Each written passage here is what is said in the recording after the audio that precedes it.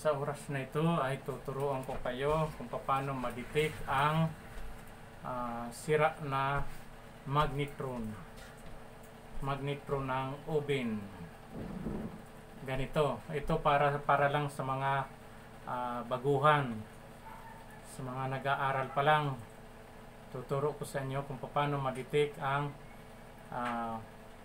shortage na magnetron ng oven.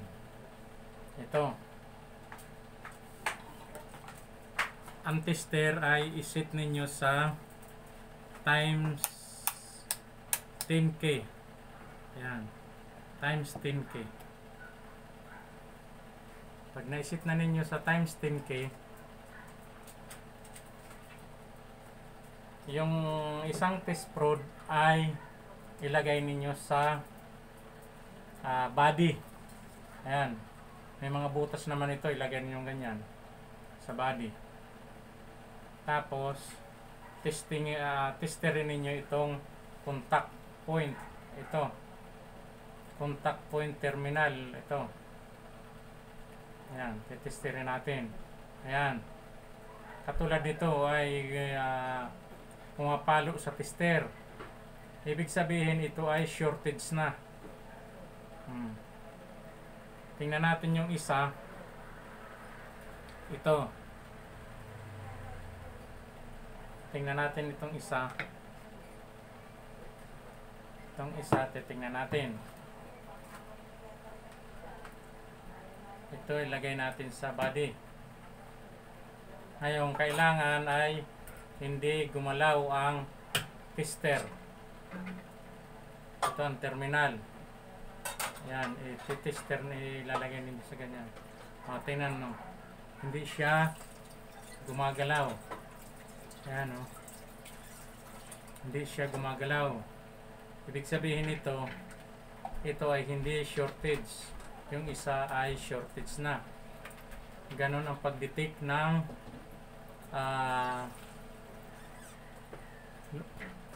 shortage or leak na magnetron ng oven. Ayan. Para lang ito doon sa mga baguhan, sa mga nag-aaral pa lang. Ito, kaya tinuturo ko sa inyo. Sa mga nag-aaral pa lang. Ayan o. Hindi siya gumalaw. Itong isa, gumagalaw siya. Ayan o. Ayan o, gumagalaw siya. Ibig sabihin, sira. Ito defective na. Defective na ang magnetron na ito. Defective. Ito ay buo.